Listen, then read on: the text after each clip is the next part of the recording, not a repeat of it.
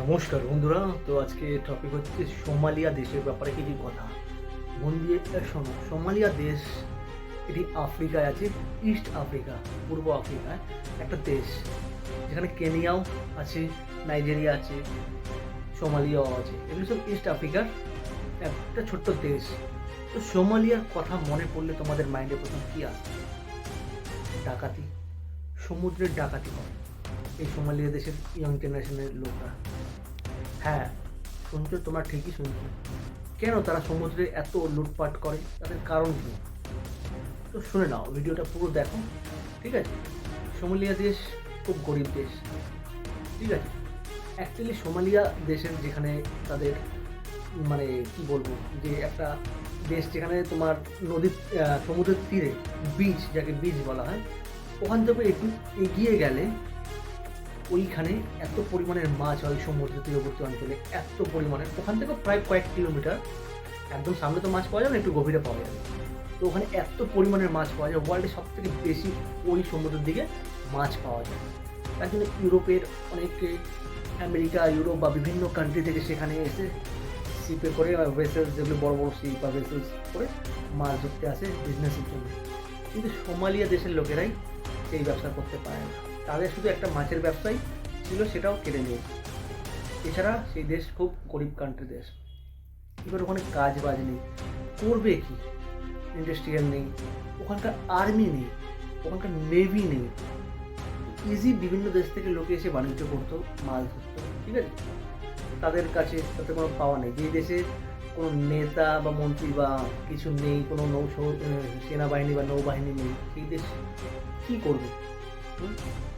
বাধ্য হয়ে আস্তে আস্তে তারা লুটপাট শুরু করলো। যত ভেসেলস আসতো, তাদের তো তেমন কোনো অস্ত্র থাকতো না, বড় বড় ভেসেলস যারা শিপ নিয়ে মানে মাছ ধরতে আসতো। তো এইটা উইক পয়েন্ট তাদের পেয়ে গেছিলো সোমালিয়ার লোকেরা। এরা ছোটো ছোটো জাহাজ করে গিয়ে লুটপাট শুরু করলো তাদের, ঠিক আছে? তারপরে সোমালিয়া দেশের লোকদের আস্তে আস্তে তারা গান, অস্ত্র জোগাড় করলো। অবশ্যই আমেরিকা দিয়েছে তাদের, এসব জোগাড় করতো। আমেরিকা কেন দিয়েছে? আমেরিকা থেকে কিনেছে। তাদের কাছে টাকা আসলো কোথায়? কিডন্যাপিং করতো।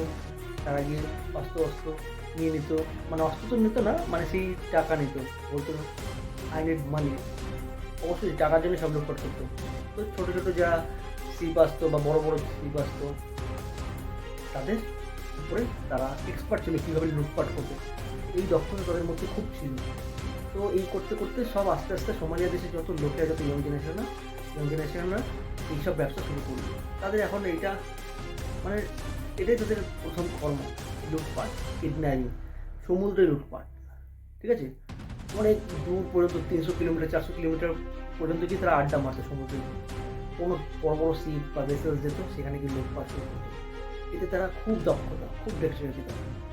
এইভাবে লুটপাট করে অনেক ডলার হাতাতো, ইউরো, টাকা, যেসব কারেন্সি হাতাতো।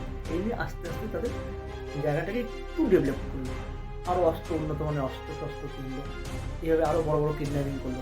তো সোমালিয়া দেশ হলো কিডন্যাপিং, শুধু কিডন্যাপিং করে, বড় বড় জাহাজ বা ছোটো ছোটো জাহাজ, ঠিক আছে?